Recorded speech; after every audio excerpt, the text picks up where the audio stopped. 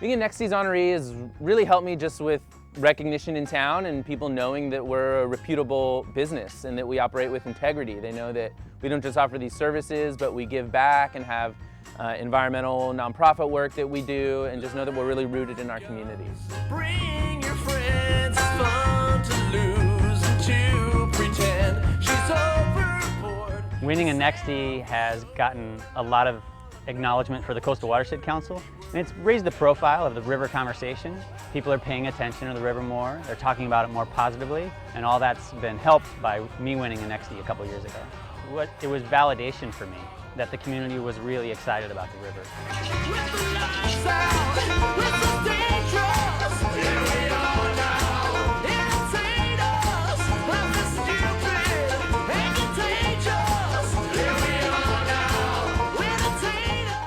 You know, I feel honored. A lot of people that have won NEXTies in the past have gone on and done really amazing things. I was doing something worthwhile and the people actually noticed.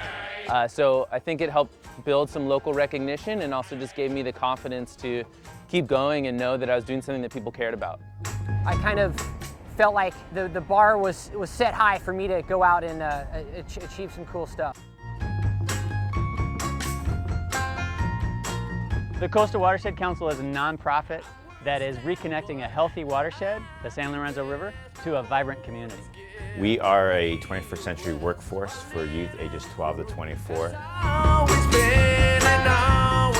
I'm the owner and founder of Adventure Out.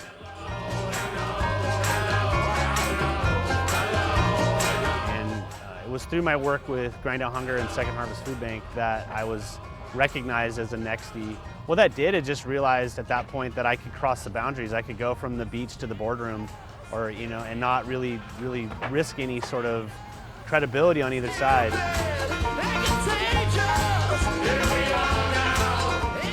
I think the digital nest would have happened eventually, but not at the speed at which it did. I'd say I've become good friends with Jacob Martinez, who runs the Digital Nest, and my organization has supported the Nest, and I don't think I ever would have met Jacob outside of the NEXTies. But I don't think many people knew beyond Watsonville with the work that I was doing, so when I received the NEXTie, it really propelled me forward in this county. So being somebody that not only just people know here in Watsonville, but people throughout the county know the work that I'm doing and all those great things that are coming out of this community. Impact here in Watsonville creates impact in Santa Cruz, and vice versa. What's happening in Santa Cruz influences and impacts Watsonville, and then all those areas in between. She's just a small town girl living in her lonely world. I'm like a walking tourism commercial for Santa Cruz. I love it here. So Santa Cruz County, to live here, you gotta know what you want to do. You gotta realize that it's probably one of the most expensive places to live in the world, but it's also the most beautiful. So you have to have the appreciation of the struggle, and you have to be willing to get dirty. Living in Santa Cruz County is amazing. There's definitely challenges, but there are so many rewards if you can overcome those challenges. I'm a transplant. I moved here in 2008. As much as I love Santa Cruz, I also know we haven't fulfilled all of our potential. It's a wonderful place. It has a lot going for it.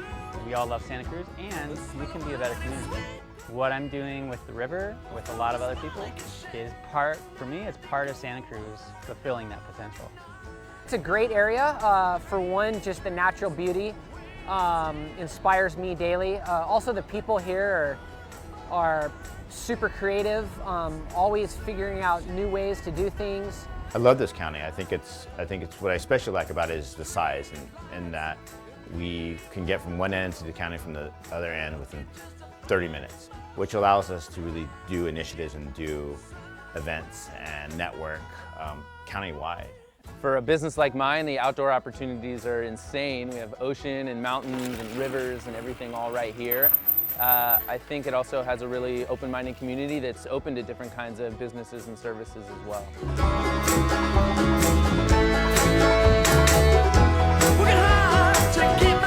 To be a leader, to be a disruptor means you're going to get knocked.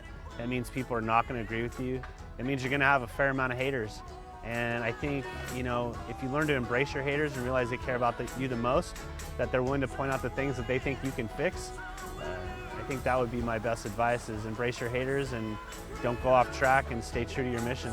Just don't quit. Keep doing what you're doing. If you fail that first time or that second time or even that third time, don't get discouraged. It's easy to get discouraged as an entrepreneur and trying new things. One of these times you're gonna have a breakthrough. It's gonna go your way, and you'll be thanking yourself that you didn't throw in the towel.